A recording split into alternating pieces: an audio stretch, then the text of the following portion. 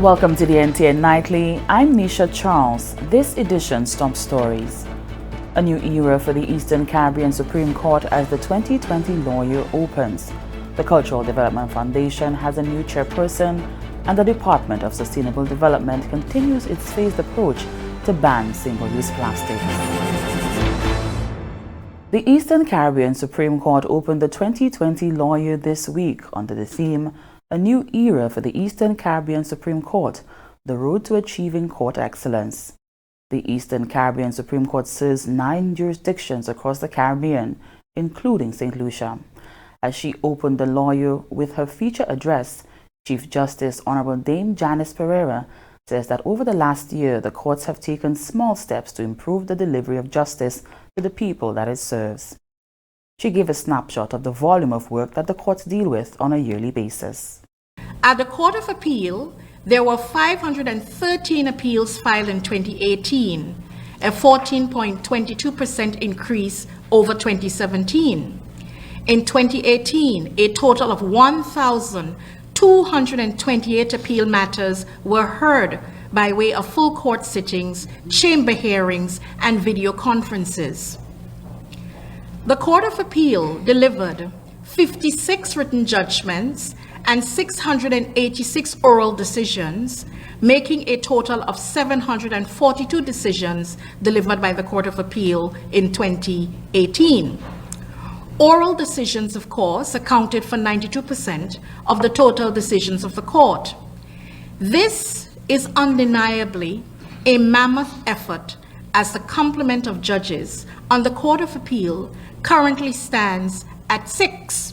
The courts have sought to devise and implement new measures where possible to ease the way of doing business in order to provide for more efficient court systems and better delivery of services.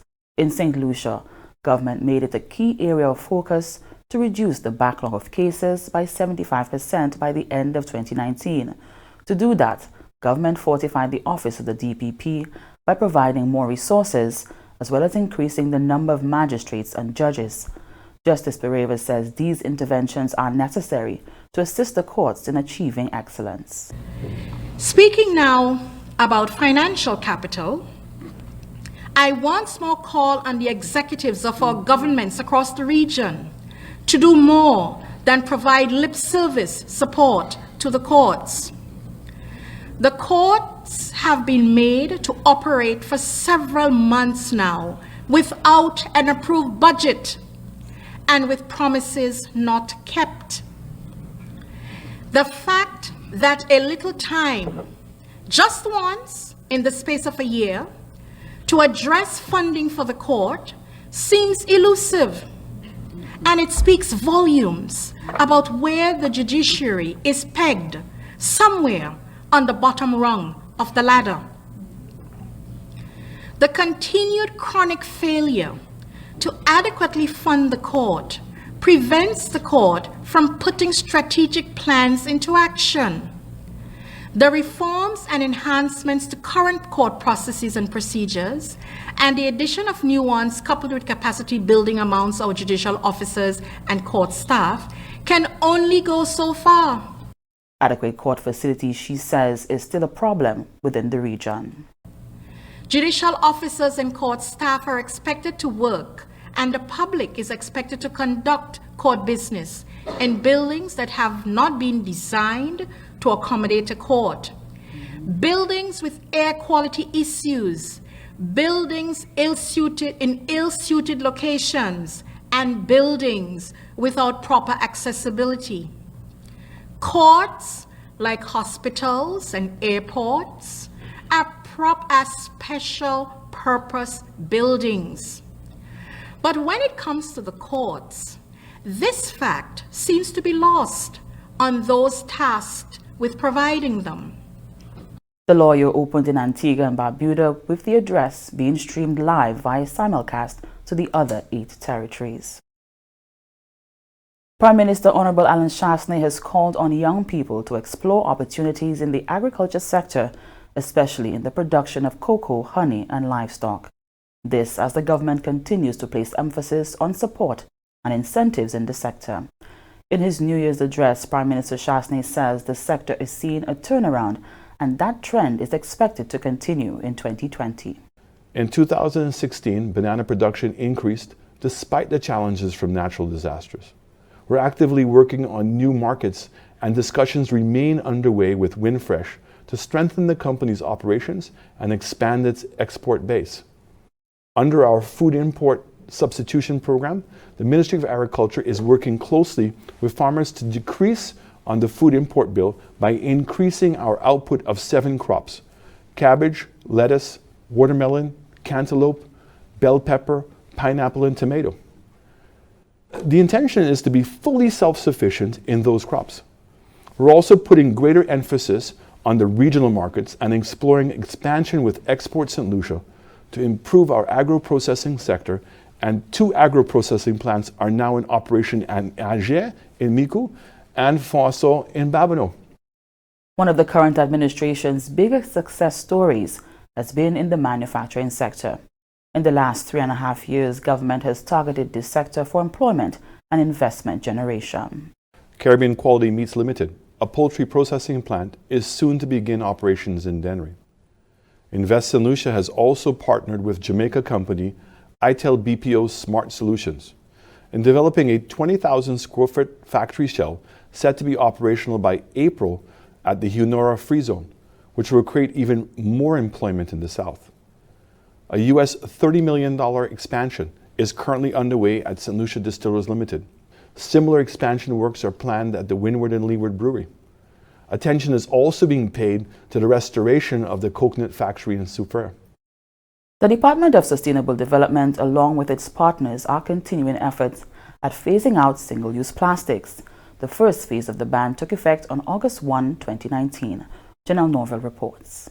The Department of Sustainable Development is reminding the general public of the phased approach to reduce single-use plastic, which took effect on August 1, 2019.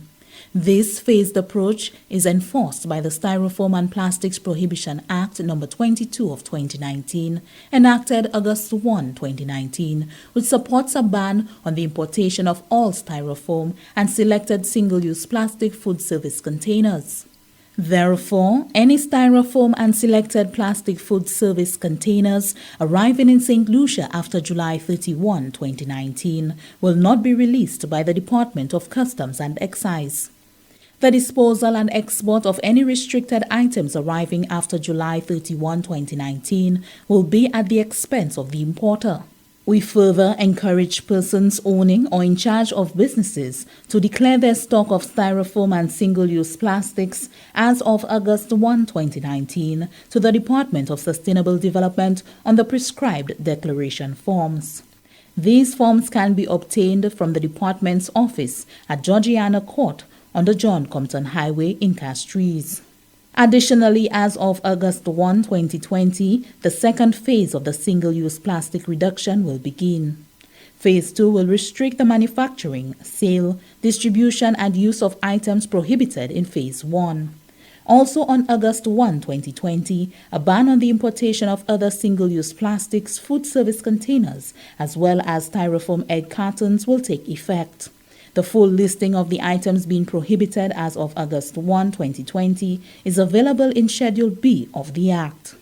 Alternatives to styrofoam are available from various local retailers, distributors, and wholesalers made from paper, bamboo, bagasse, and other material. Minister for Sustainable Development, Honorable Dr. Gail Rigobert, continues to be encouraged by the continued support and passion demonstrated by members of the public on this initiative and welcomes further partnerships to strengthen St. Lucia's environmental conservation and sustainability initiatives. The Act is available to the public on the National Printing Corporation's website. For more information, please contact the Department of Sustainable Development. And this is the NTN Nightly. We'll be back in a moment.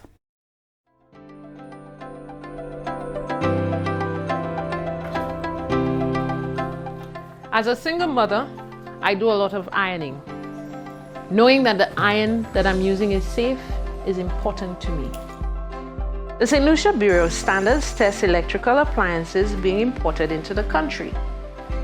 SLBS will soon adopt 35 new standards on electrical equipment to ensure that consumers like you and me are safe. If your iron does not come with a British 3-pin plug, it should be sold with a compliant British 3-pin adapter. If you buy any appliance that is faulty, report it to the Bureau. This message is brought to you by the Commonwealth Standards Network. Welcome back. The Cultural Development Foundation has a new chairperson in the name of Honorable Janine Girodi McIntyre. The last board of directors expired in September of 2019 and was headed by Daniel Belizaire. In keeping with government's thrust towards ensuring greater synergies among sectors and capitalizing on the orange economy, Honorable Girodi McIntyre was appointed to the position. Honorable Janine Girodi McIntyre, who is also an artist, is excited to be part of the policy-making body of cultural and creative development in St. Lucia. Now, a lot of work has been done over the years to bring us to the cultural space that we find ourselves in now. I see CDF as the home of the artists, and so in conjunction with the ministry, we at CDF want to provide the necessary legal frameworks, especially in light of the recent passing of the bill to which the minister referred. We want to provide training for the business of art, which sometimes is the thing that the artist cannot capture because he's more about inspiration and getting the work done than the business of it. And we want to create industry pathways for all artists to benefit from the new and vibrant orange economy. The new chairperson says that the success of this new thrust in the cultural and creative industries does not solely depend on the policymakers, but the artists as well. The new ambassadorial program is just one example of the marriage between government policy with the experience, reputation, and leverage of St. Lucian icons. I am a lawyer by training, and I intend to bring my legal skills to bear on my work at CDF regarding copyright, effective legal vehicles, and interpretations of various acts. But more than that, I am also a trained professional fine artist. I paint in oil, acrylic, and pastel, and my paintings hang in public and private collections locally, regionally, and internationally. So I have the personal experience of the artist. I have walked the lonely, difficult, sometimes draining, yet exhilarating, inspiring, and really awesome road of the artist, from amateur to professional. And so I will approach this task not only as a policy driver, but also as a recipient artist determined to sell his or her craft to the world. And that was Honorable Janine Girodi McIntyre, the newly appointed chairperson of the Cultural Development Foundation. The Central Statistical Office is informing the public of its mapping exercise for Census 2020, which begins on January 13 until March 30, 2020. The office recently concluded a 4-day training exercise for mappers, where 35 persons were trained to execute the 2020 population and housing mapping exercise. The exercise will include the collection of global positioning systems, GPS locations, for every building on the island. It is expected that the information gathered will facilitate the formation of maps, which will be used to identify buildings to be visited during the enumeration process of the 2020 population and housing census. And this is the NTN Nightly. We'll be right back. The effective management of the marine resources depends heavily on compliance. To ensure that these resources continue to thrive and provide the best local seafood, fishers, vendors, and consumers must be aware of the fishery seasons. Here is the season chart for lobster.